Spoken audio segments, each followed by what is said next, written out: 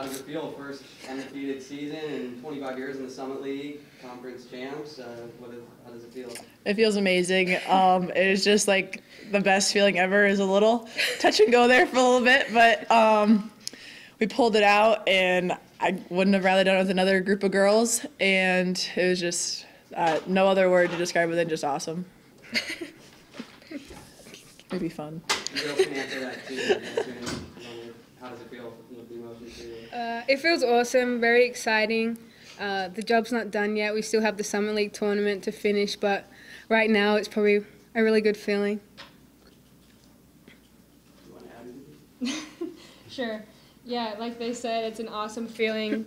Just looking back, starting in the summer when we all came back to campus, and all the hard work that we've put in since then, and all the hard work that we put in each and every single game this season, non-conference and conference. It's a great feeling. JC, what were some key factors there in that fourth quarter when you got back in it? Just take it one possession at a time. We were down by 11 there at one point, and from that point on, we said we just got to take it one possession at a time and chip away. Kate, SDSU shot 60% in the first quarter, second quarter, third quarter, and then in the fourth quarter they shot 18%.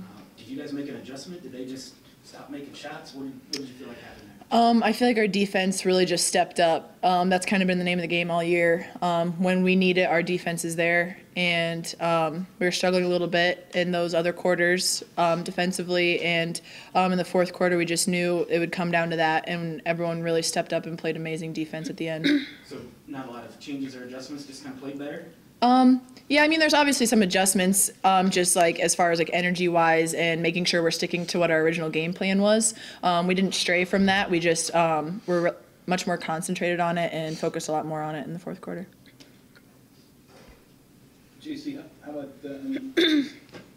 you're a very good free throw shooting team all year, but it seemed like tonight that was a huge factor in knocking it down there at the end. Yeah. I'm not really sure what you're kind of asking, but I'm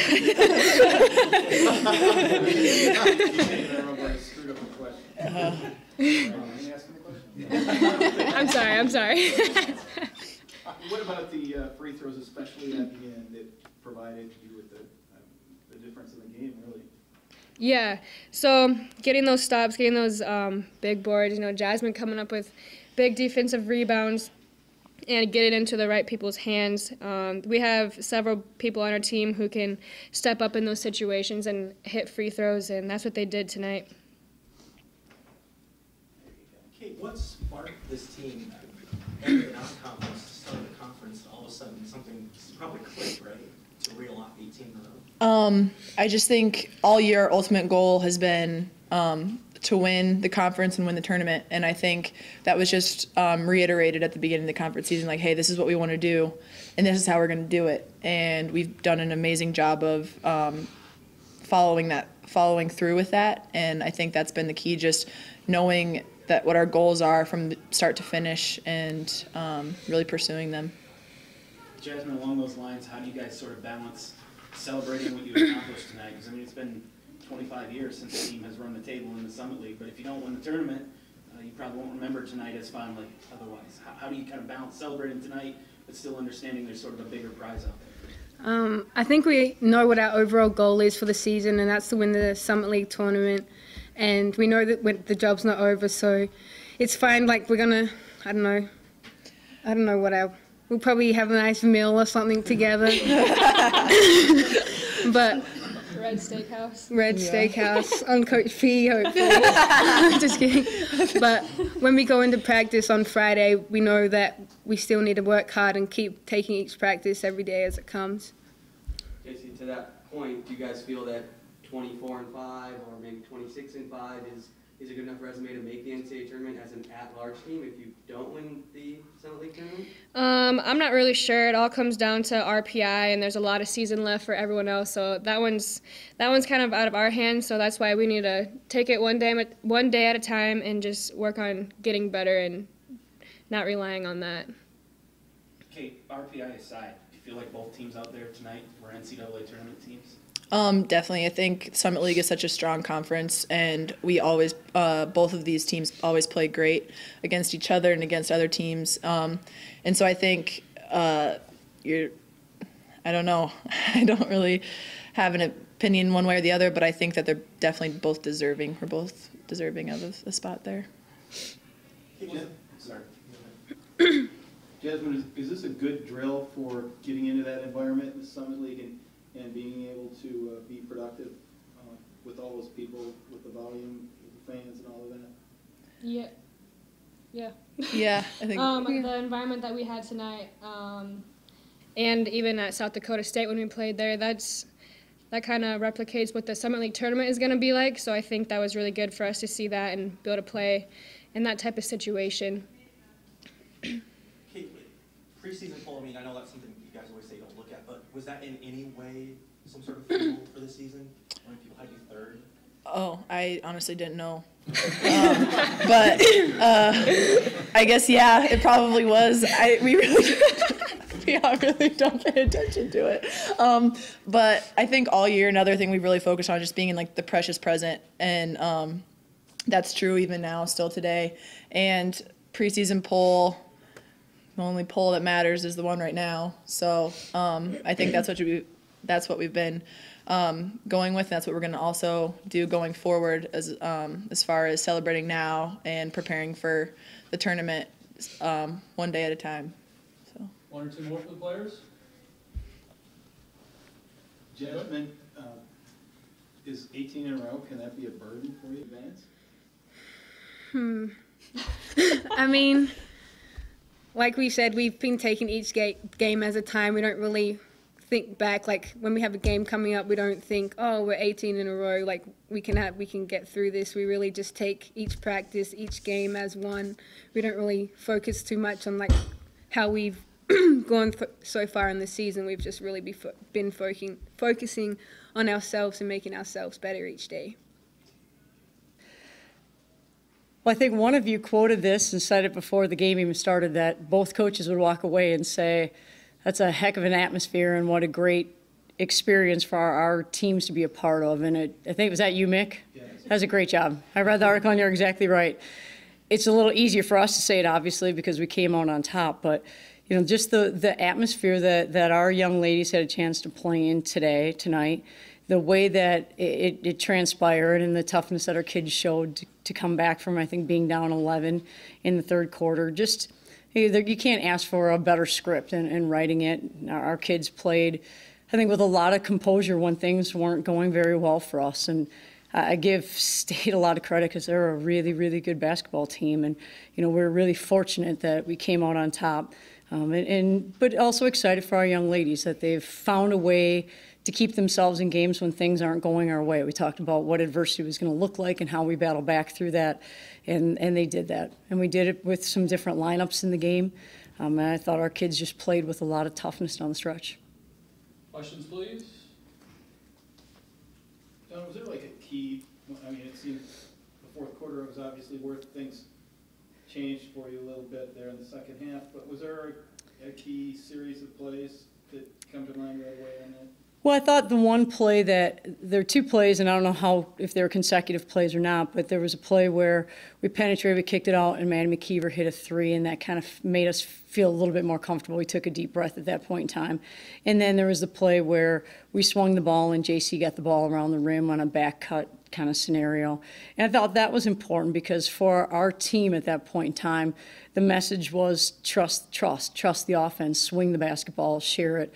And when we were fortunate enough, you know, to be successful at Frost, we were able to do it more with dribble penetration. And we were trying to dribble penetrate, and we couldn't get by. And when we got by, we got swarmed. And so I thought what we started doing at that stretch was really moving the basketball better, sharing the basketball, swinging the ball a little bit quicker, and that helped us.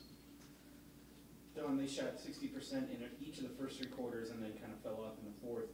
But it kind of seemed like a lot of times in those first three quarters, you were defending and they made really tough shots. Did you feel like you guys made a big adjustment in the fourth quarter or defended better? How did you see that? Well, I thought that we defended a little bit better. I thought Taylor Frederick and Chloe Lamb gave us some really big minutes defensively.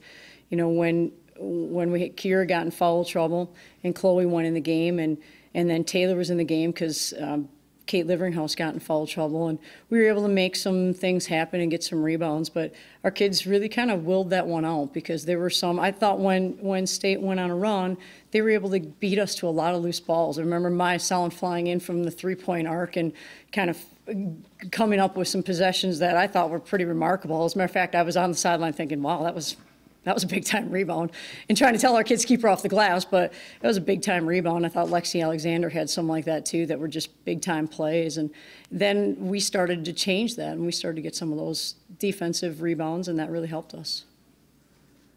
Coach, first Summer League team in 25 years since '93 to finish the season undefeated.